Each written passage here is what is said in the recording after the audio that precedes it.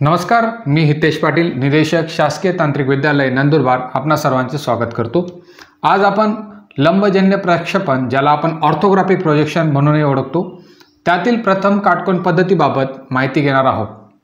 तर आपल्याला माहिती आहे की इंजिनिअरिंग ड्रॉइंगमध्ये आपल्याला नेहमी एखाद्या भागाचं 2D आणि 3D ड्रॉइंग हे काढावे लागत असते।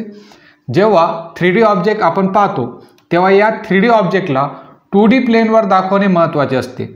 या 2D प्लेनवर आपल्याला 3D ऑब्जेक्ट हा अशा पद्धतीने दाखवावा लागतो की त्याचे सर्व व्ह्यूज हे त्यात येतील। त्याचे सर्व व्ह्यूज कोणकोणते, तर front view, side view, top view, हे सर्व व्ह्यू आपल्याला एक 2D प्लेनवर काढावा लागतात। मग त्यासाठी आपण ऑर्थोग्राफिक प्रोजेक्शन मेथड ही वापरत असतो। या प्रोजेक्शन मेथडमध्ये जे व्ह्यूज येतात त्यांना आपण काही नियम आणि काही पद्धतींचा वापर करून काढत असतो। त्या पद्धती म्हणजे फर्स्ट अँगल प्रोजेक्शन मेथड आणि थर्ड अँगल प्रोजेक्शन मेथड, ज्यांना मराठीमध्ये आपण प्रथम काटकोन पद्धत आणि तृतीय काटकोन पद्धत अनुक्रमे म्हणत असतो। या पद्धती शिकण्याआधी आपण सर्वात प्रथम क्वाड्रंट सिस्टीम काय असतात त्याबद्दल माहिती घेऊया। तर क्वाड्रंट सिस्टीममध्ये सर्वात आधी आपण दोन प्लेन हे घेत असतो।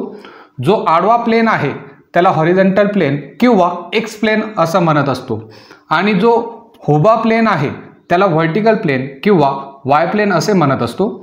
तर या दोन प्लेनमुळे संपूर्ण जी जागा तुम्हाला दिसत आहे ती चार भागात विभागली गेलेली आहे, आणि या चार जागांना क्वाड्रंट म्हणजे चरण असे म्हणतात। यांना जर घड्याळाच्या विरुद्ध दिशेने तुम्ही नावं दिली तर हे तुमचे फर्स्ट क्वाड्रंट किंवा पहिले चरण बनते। नंतर हा जो दिसतोय तो दुसरा क्वाड्रंट किंवा दुसरे चरण याला आपण म्हणू। आता हा जो तुम्हाला हायलाइट झालेला आहे हा तिसरा क्वाड्रंट आहे, आणि जो शेवटचा हायलाइट तुम्हाला दिसतोय त्याला फोर्थ क्वाड्रंट किंवा आपण त्याला चौथं चरण असे सुद्धा म्हणू शकतो। आता आपण एका नियमाबाबतीत बोलूया, त्याला ऑर्थोग्राफिक प्रोजेक्शन रूल म्हणतात। आणि या नियमानुसार जर तुम्हाला एखादा 3D ऑब्जेक्ट दिलेला आहे आणि त्या 3D ऑब्जेक्टचं जर प्रक्षेपण हे 2D प्लेनवर दाखवायचं असेल तर तुम्हाला हॉरिझॉन्टल जो तुम्हाला प्लेन दिसतोय त्याला घड्याळाच्या दिशेने फिरवावे लागते। थोडं कॉम्प्लिकेटेड वाटत असेल, परंतु हा जो नियम आहे जेव्हा तुम्ही फर्स्ट अँगल प्रोजेक्शन मेथडमध्ये आपण जेव्हा डिस्कस करू तेव्हा तुम्हाला हे अधिक क्लिअर होईल। आता फक्त लक्षात राहू द्या की हा रूल जो आहे तो प्रोजेक्शन रूल आहे। मग फर्स्ट अँगल प्रोजेक्शन बद्दल जर बोलायचं झालं तर त्याला मराठीमध्ये प्रथम काटकोन प्रक्षेपण पद्धत सुद्धा म्हटलं जातं। या पद्धतीमध्ये तुम्हाला जो ऑब्जेक्ट दिलेला आहे तो फर्स्ट क्वाड्रंटमध्ये असतो, आणि त्याला अशा पद्धतीने ठेवतात की तो जो व्हर्टिकल प्लेन आहे आणि निरीक्षक आहे, इथं पहा तुम्हाला व्हर्टिकल प्लेन दिसतोय, इकडे तुम्हाला निरीक्षक दिसतोय, या दोघांच्या मध्ये तो ऑब्जेक्ट ठेवलेला असतो।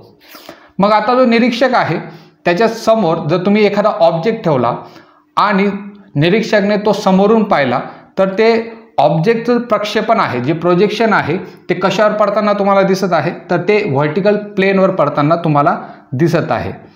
ओके, तर हा त्याचा झाला फ्रंट व्ह्यू जो व्हर्टिकल प्लेनवर तुम्हाला पडताना दिसत आहे। आता हाच निरीक्षक त्या ऑब्जेक्टला जर वरून पाहिल, म्हणजे वरून पाहणं याचा अर्थ असतो टॉप व्ह्यू, तर त्याला टॉप व्ह्यूचं जे प्रोजेक्शन आहे ते तुम्ही कशावर पाहू शकता, तर टॉप व्ह्यूचं प्रोजेक्शन तुम्हाला दिसतंय की तो हॉरिझॉन्टल प्लेनवर त्याचं प्रोजेक्शन पडताना दिसत आहे।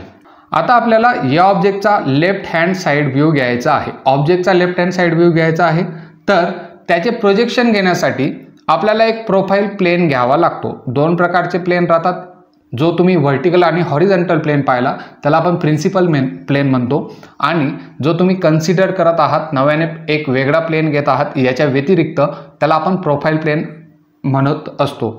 तर आता एक प्रोफाईल प्लेन आपल्याला घ्यावा लागतो।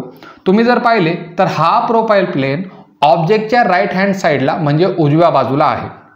मग जेव्हा निरीक्षक हा डाव्या बाजूने पाहतो तर त्याला प्रोजेक्शन हे या प्रोफाईल प्लेनवर दिसणार आहेत।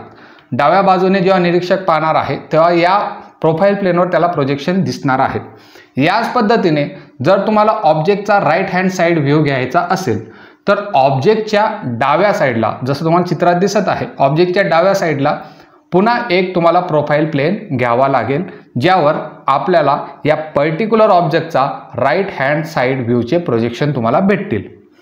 आता या सर्व प्रोजेक्शनला आपल्याला 2D प्लेनवर ड्रॉ करायचे असेल तर आपल्याला आपण मागे पाहिलेला ऑर्थोग्राफिक प्रोजेक्शनचा जो रूल आहे तो वापरावा लागेल।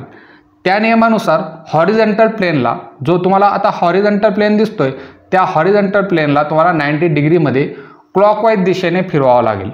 आता या पद्धतीने तुम्ही हॉरिझॉन्टल प्लेन फिरवला तर असा व्ह्यू तुम्हाला दिसत असेल। जे प्रोफाईल प्लेन आहेत ते सुद्धा तुम्हाला अनफोल्ड करावे लागतील। तर या पद्धतीने तुम्हाला सर्व प्रोजेक्शन दिसतील आणि तुम्ही 3D प्रोजेक्शनला 2D प्लेनवर ड्रॉ करू शकाल।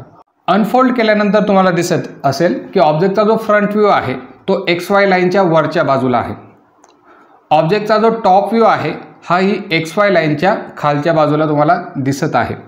ओके, नंतर ऑब्जेक्टचा जो लेफ्ट हँड साईड व्ह्यू आहे तो फ्रंट व्ह्यूच्या उजव्या बाजूला आहे आणि ऑब्जेक्टचा जो राईट हँड साईड व्ह्यू आहे हा फ्रंट व्ह्यूच्या डाव्या बाजूला आहे।